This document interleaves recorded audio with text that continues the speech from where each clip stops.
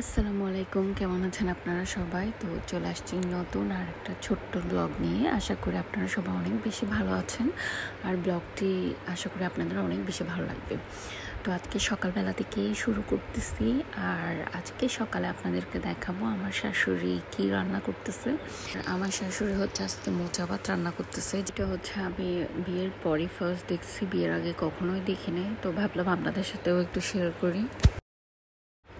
Mainly এটা হচ্ছে কলা পাতার মাঝখানে ভাত, সবজি, মাংস দিয়ে এটা খুব ভালোভাবে মোড়াই নেওয়া হয়। তো আমি আমার শাশুড়িকে হেল্প করতেছিলাম, এটা শিখে নিচ্ছিলাম। বিরিয়ানিও বসাইছি, যদিও আপনারা জানেন আমি কিন্তু ভাতে একেবারেই কাঁচা। আমি কোনোভাবে ভাত রান্না করতে অনেক বেশি ভয় পাই। বাট আলহামদুলিল্লাহ it turn out so good. এদিকে আমাদের দুপুরের খাবার আমি রেডি করতেছিলাম, তো ভাবলাম আপনাদের সাথেও একটু শেয়ার করি। অনেকের কাছে হয়তো এই জিনিসটা নতুনও হতে পারে।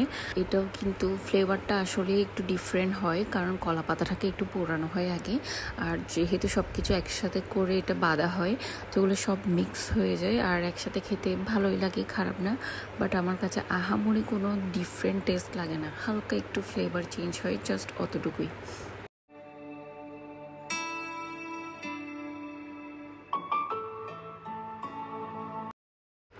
তো আমি এদিকে দুটো অনলাইন প্রোডাক্ট অর্ডার করছিলাম, ওগুলো চলে আসছে।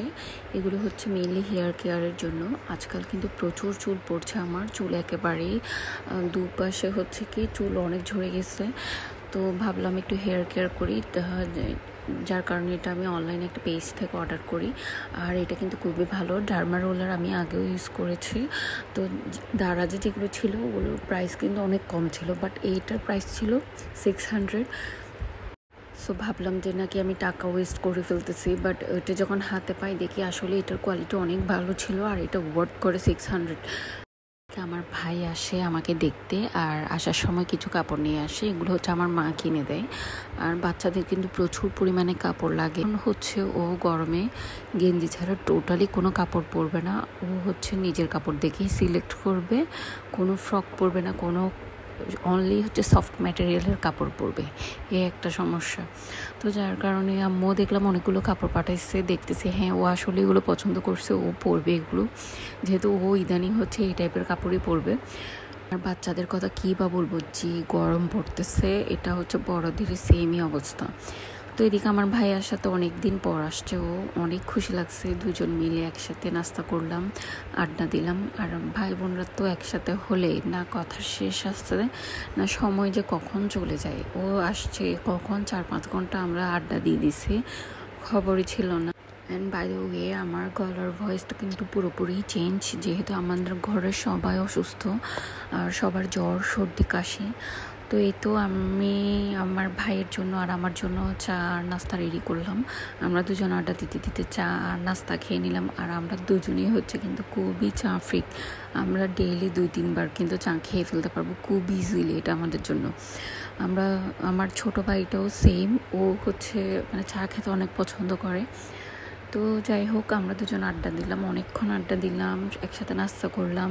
তারপর আমার মেয়ে ঘুম থেকে উঠে মামা মামা, তো ওই টাইমটা হচ্ছে আমার জন্য শান্তি। ও হচ্ছে ছোট মামাকে আর হচ্ছে খালাকে পেলে আর দুনিয়া সব কিছু ভুলে যাবে, ওদের চারপাশে ঘুরঘুর করতে থাকবে।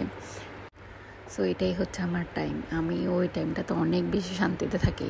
আবার এখনও সেম করলো, মামাকে দেখে ঘুম থেকে উঠে মামার কোলেই থাকবে, মামার সাথেই খেলবে। সময় ভাগ্নির জন্য ভাগ্নির পছন্দের খাবার সব নিয়ে আসে, বাট ওকে না দিয়ে আমি আর আমার ভাই মিলে খেয়ে ফেলছি।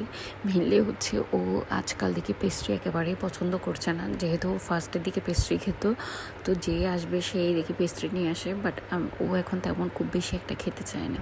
তো যাই হোক, এই ছিল আমার ছোট্ট একটা ব্লগ। আশা করি আপনাদের ভালো লাগবে, আর ভালো লাগলে লাইক এবং সাবস্ক্রাইব করতে ভুলবেন না প্লিজ।